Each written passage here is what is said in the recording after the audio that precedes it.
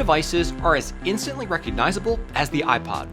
It may well be the most iconic portable music player of all time, alongside the Sony Walkman. It has a simple and timeless design that Apple has come to be known for. But in September of 2014, Apple would cease production of the iconic classic iPod, which is a bit of a shame. But thankfully, there is a community of modders that continue to breathe new life into these retro gadgets. One such modder is Boxy Pixel.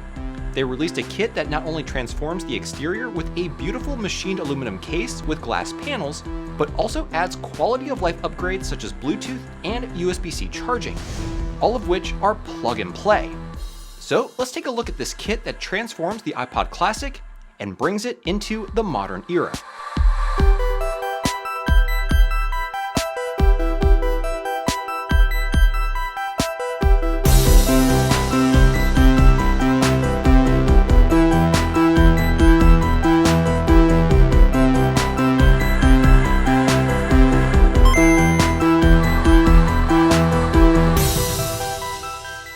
Hey everyone, how's it going? My name is Tito and welcome to another episode of Retro Renew. Today, I'm honestly super excited to check out this all-new kit from Boxy Pixel that not only gives the iPod Classic a facelift, but also brings some modern quality of life conveniences. Now, what's great about this kit is that it's primarily plug and play, so no soldering is required. But if you want to include additional upgrades like haptic feedback for the click wheel or wireless charging, this will require some very simple soldering. But regardless, I think the star of the show is the machined aluminum shell, which also features front and rear panels made from glass that allows us to take a glimpse at the internals. While the regular iPod does have that timeless design, Boxy Pixel made a case that still offers an understated elegance, and I think it's pretty great. Plus, with the adding of both Bluetooth and USB-C, it really brings the iPod into the current time. Alright, so in this video, I'm going to show you everything that I'll be using for this iPod build. Then I'll walk you through how to put it all together, go over the pros and cons of this kit, and of course provide you with my overall thoughts. The first part of the main kit is this, the outer front and rear enclosure. These are precision machined out of aluminum, although according to the website they appear to have a solid brass option as well. Also included is the mid-frame, which again is made out of machined aluminum, as well as the front and rear glass panels. My understanding is that Boxy Pixel will offer other materials for these panels such as aluminum and even carbon fiber, but we will have to see what is eventually made available. As of now, it seems that just the glass panels are being offered. We also get a set of screws to fasten everything together, and lastly, this custom board that adds both Bluetooth headphone support as well as USB-C charging. Now you will also need to purchase these buttons here, which are separate and not included in the main kit. This includes the main center button for the click wheel, as well as two slide switches for hold and Bluetooth. Now these next parts are optional and not required for the build. This 3800 mAh battery will be sold by Boxy Pixel and is the perfect size to fit inside the case and also maximize battery life. You can also pick up a wireless charging coil for wireless charging support, as well as one of these iFlash Solo cards. These are actually strongly recommended as they are thinner than the original hard drive and have a much higher capacity potential. And since I will be using the iFlash Solo for this build, I did also pick up a 128GB SD card, which is plenty large for my entire music library. Now, something that's actually really cool is that Boxy Pixel added the ability to use a Taptic Engine for haptic feedback. This one here is from an iPhone 8, and I'm actually pretty excited to get this installed to see how it feels. And of course, you will need a donor iPod. This one here is a 5th generation unit, but the kit is compatible with 6th and 7th generation iPods. Now this particular iPod was actually very kindly donated to the channel by my friends over at the System Source Computer Museum in Hunt Valley, Maryland. It's a local spot for me and honestly such a hidden gem. They got some insanely cool classic computer exhibits, and they're even starting to put together a retro video game exhibit, which I'll hopefully be able to help with very soon, so definitely make sure you're subscribed to the channel. If you're ever in the Washington, D.C., Maryland, or Virginia area, I definitely recommend checking them out. Anyway, before we start modding this iPod, I do have to tell you about the sponsor of today's video, Novium, the team behind the hover pen. Novium makes unique, high-end products that are both functional tools and what I would consider art for your desk. This is the Hover Pen Interstellar, and check it out. It literally floats and spins on its base using magnets. No batteries, no power, just spacecraft-inspired engineering and aircraft-grade aluminum. Now, even though we live in a digital age, I actually prefer paper and pen, and I'll admit I'm a bit of a stationery snob. The Hover Pen writes beautifully, is refillable, and is a real conversation starter on my desk. It's even won a Time Award, comes in several striking colors, and there's a version with real meteorite embedded in it. The packaging is super sleek, which makes the Hover Pen not only fun to unbox, but also a fantastic gift for family, friends, and even yourself. And if you order within 48 hours of this video going live, you can save 15% on all Hover Pens with the code Nacho. After that, the code will still get you 10% off. And best of all, shipping is free worldwide. Huge thanks to Novium for sponsoring today's video, and be sure to check out the Hover Pen Interstellar at the link down below or the QR code shown on screen. Alright, with that out of the way, let's go ahead and start to modify this iPod. Alright, to get started, we need to disassemble the iPod to essentially get it down to the motherboard. It is absolutely essential to get one of these very thin metal pry spudgers, which I believe Boxy Pixel will be selling on their website. Basically, you will need it to help release all the clips on the side, securing the rear metal housing. Also, do note that the Boxy Pixel kit I was sent is a prototype, so some things may change in the final production version. Great, once all the clips are released on one side, you should be able to separate the two halves. Carefully lift up the bottom like so, and then unplug the power cable in the bottom right corner.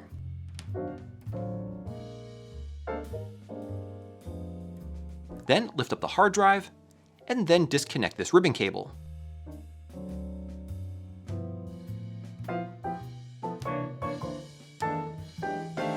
And then we'll also need to disconnect the hard drive.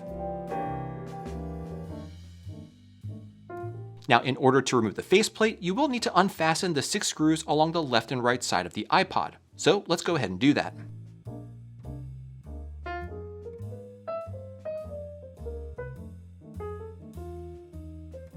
Now we can gently pop off the faceplate, and you may need to use a plastic spudger to help remove it. Next, we can go ahead and disconnect the LCD ribbon cable.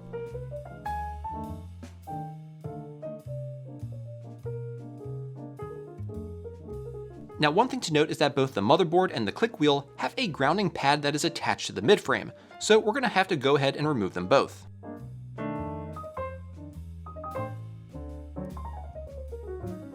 And once that's done, we can gently push the motherboard off the midframe. It is stuck on there pretty good with some very strong adhesive, so you'll want to be very gently and apply even pressure to the board in order to push it out. Definitely take your time and try not to place too much pressure on any single spot, as you may cause damage to the motherboard. And once removed, we can then take this opportunity to remove the click wheel. This again is completely optional, but I did want to change the color of mine from black to gray. And do note that there is a bit of adhesive on the ribbon cable, which may make it a little bit difficult to remove. Now, one thing you do want to ensure is that all of these black pads are centered on the buttons. If these are misaligned or missing, you will have issues using the click wheel, so definitely make sure that these are there and perfectly centered. Now, I went ahead and placed some Kapton tape onto the motherboard and folded over the click wheel grounding pad onto it to help keep it out of the way. Next, we can go ahead and connect the iFlash Solo board to the hard drive ribbon cable. Make sure that the gold contacts on the ribbon are facing up as shown here.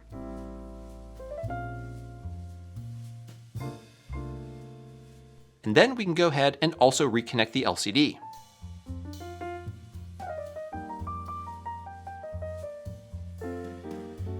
Next, grab the custom Boxy Pixel PCB.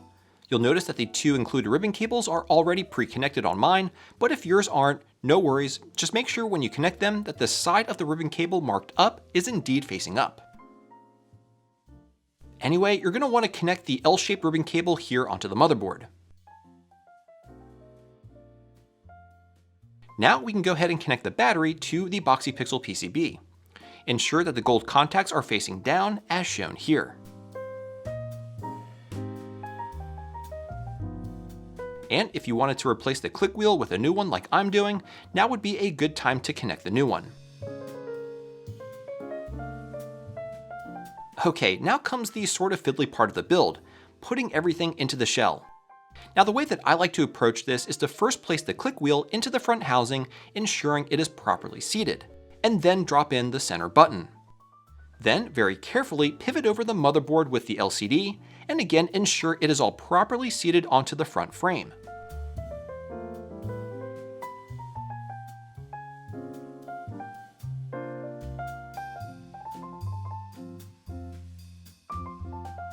Then before installing the mid-frame, there is the grounding pad from the click wheel that we do need to move out of the way as it can potentially cover the screw hole.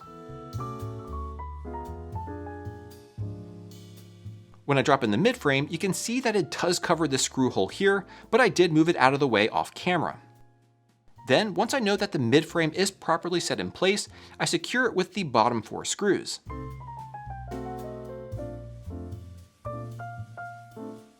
Next, I flip over the iPod to test it out and make sure that all the buttons are working properly and clicking. If everything feels good, we can go ahead and fasten the 2 remaining screws on the mid-frame. Next, we can pivot over and place the PCB and the battery into the case, and use a single screw to secure the PCB to the mid-frame. Next, we're going to go ahead and move the battery out of the way so that we can connect the power ribbon cable to the iPod motherboard as shown here.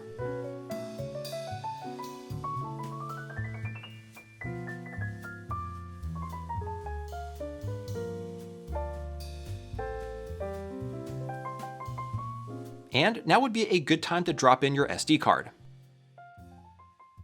And with everything pretty much put together, we can power on the iPod to give it a quick test. And if everything looks good, we can move on to the next step. Now this part here is optional, but I'm going to go ahead and add in the Taptic Engine for haptic feedback when using the click wheel. It's pretty simple to do. First, we need to very carefully remove the Kapton tape covering the pads. I then place a new piece of Kapton tape over the center pads, leaving the outermost pads exposed since those are the ones we're going to need to solder a wire to. Then I went ahead and pre-tinned those pads and soldered a wire to each.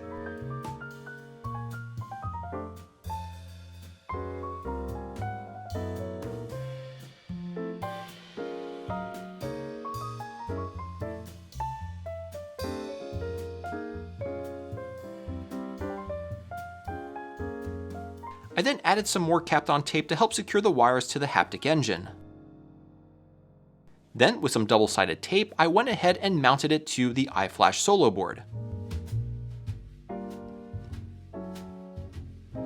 And once attached, we can go ahead and solder the wires to the Taptic pads shown here. The polarity of the wires don't actually matter as they work both ways. And if you wanted to add wireless charging, now would be the time to install it. Since the battery is pretty large and we do have USB-C charging capability, I really don't find it necessary to install. But if you wanted to, all you need to do is solder the red positive wire to the positive in pad and the green or ground wire to the negative in pad. Okay, now I'm actually going to unfasten the screw securing the custom PCB in order to drop in both the Bluetooth and hold switches.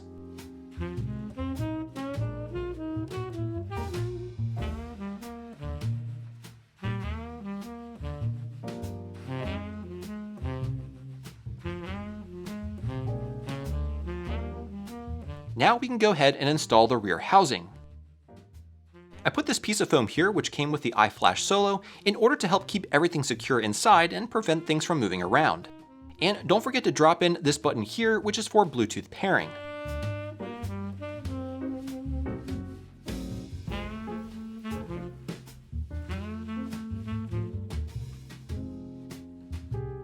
Now, all we need to do is drop in the back and front glass panels.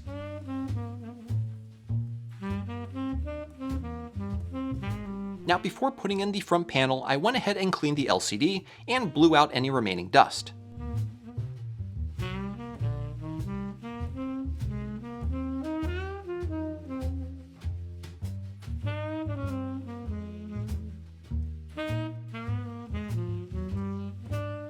And there you have it, folks, our fully modded iPod Classic.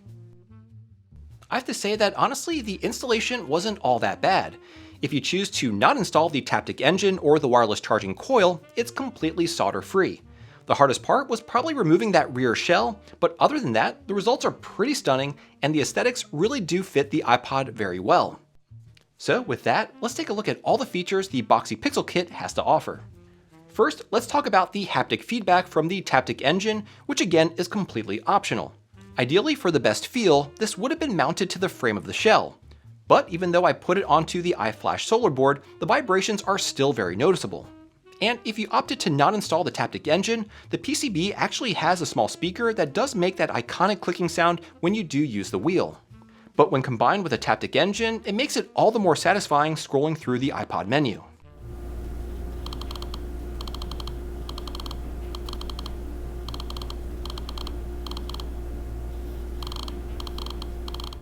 Now the next feature I want to talk about is the USB-C port.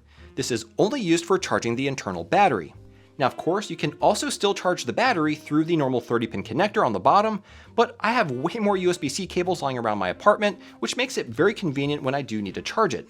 Now there are a couple things to note about the USB-C port. First, it cannot be used to transfer data like songs to the iPod, and when used to charge the battery, you will need to use the indicator LED on the back for the charge status. Red means it's charging, and green means it's fully charged. Unlike when using the 30-pin connector, which does show you a charge indicator on the battery icon. Charging on the USB-C port won't show up on that indicator, and you do need to rely on that LED on the back for status. Now, I did opt to not install the wireless charging coil, but that would have been yet another way you could charge the iPod. I just thought that it wouldn't really look all that nice through the glass in the back, but it is a cool option to have. The next feature I want to talk about is Bluetooth headphone support. I was easily able to pair my Sony WH-1000s to the iPod, and the audio quality is pretty fantastic. All you need to do is switch on the Bluetooth, press the pairing button around back, and then make sure your headphones are also in pairing mode, and you're all set. Now it should be noted that not all AirPod headphones are compatible with the Bluetooth module that Boxy Pixel used for this kit. I have the AirPod Pro 2s, and I was not able to pair them.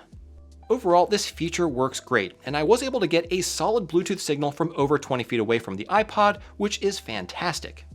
And of course, the hold switch on top functions as it should and locks the iPod. Now, obviously with the iFlash kit installed, we can increase the storage capacity of the iPod, and since I have the 30GB model, that means I can store up to 20,000 songs. Of course, you can also install a custom OS like Rockbox, which I believe can handle up to a 2TB SD card. And the last feature is the metal and glass case. I have to say that it's an absolutely beautiful combination, and it's everything I've come to expect from Boxy Pixel. I really like how we can see the electronics here in the front as well as in the back. I think you can actually get pretty creative here and maybe print out a picture and put it behind the glass, since maybe the iFlash module isn't the most interesting thing to look at, but it does open up some pretty cool opportunities. For me, I think it'd be pretty cool to have a fully blacked out glass to kind of mimic the older iPhone 4 aesthetic. It's actually my understanding that Boxy Pixel will release other front and rear panel options, like these metal ones here, and even potentially a carbon fiber one. If you have any cool ideas as to what kind of designs or materials you'd like to see offered, definitely drop them down below in the comments. So with that, let's get into the pros and cons. Starting with the pros, first and foremost, it's a pretty easy mod, and I'd say it's fairly beginner friendly. It can also be completely solderless, which makes the upgrade even more approachable. But if you do want to take it a bit further, you can add haptic feedback as well as wireless charging, which will require some simple soldering. Next, I think it looks absolutely fantastic. The design is really clean, and it honestly feels like something Apple might have released themselves. There's definitely some similarities, especially like I mentioned previously with the iPhone 4. Then there's the Bluetooth support and USB-C charging.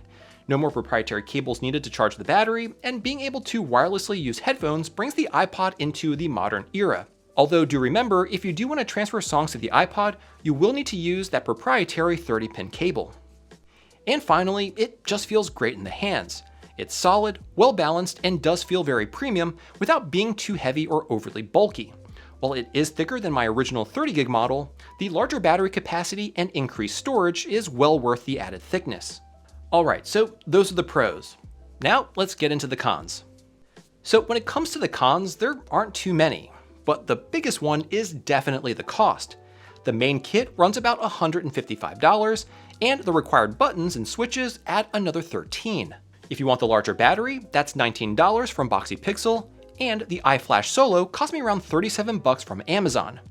The optional Taptic Engine is about $8 from eBay, so all in, not counting the iPod itself or shipping, you're looking at roughly $230. So yeah, this is a pretty pricey build. Another thing that I'd recommend is ditching the original hard drive and going with that iFlash Solo. It's just a more reliable modern solution, and from my understanding, if you do want to use the original hard drive, you can, but you may need to use a smaller battery to get everything to fit properly inside the case.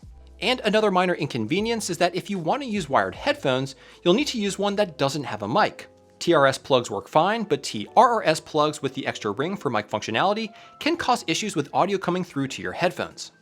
And finally, just another small nitpick, the glass does very easily pick up fingerprints, which can get a little annoying, and I do find myself constantly cleaning them off. But other than that, I have to say I absolutely love this iPod build, and the folks over at Boxy Pixel have yet again made another killer machined aluminum shell. The iPod modding scene is doing some really cool things, with other modders like Natalie the Nerd making iPod mods of their own and breathing new life into these older devices. While this isn't exactly retro video game related, it is still something I'm super interested in, so I'll definitely be following the scene very closely. If it's something that you also enjoy, definitely let me know down below in the comments. Well folks, there you have it. A very cool but pretty expensive mod kit for the classic iPod. What do you all think? Definitely let me know your thoughts down below in the comments. And definitely be sure to check out Novium in the description for an awesome deal on their magnetic interstellar pen. Now, if you enjoyed this video, I really think you'll like this one here, so check it out. And as always, thank you all so much for tuning in today, and I'll catch you again next time.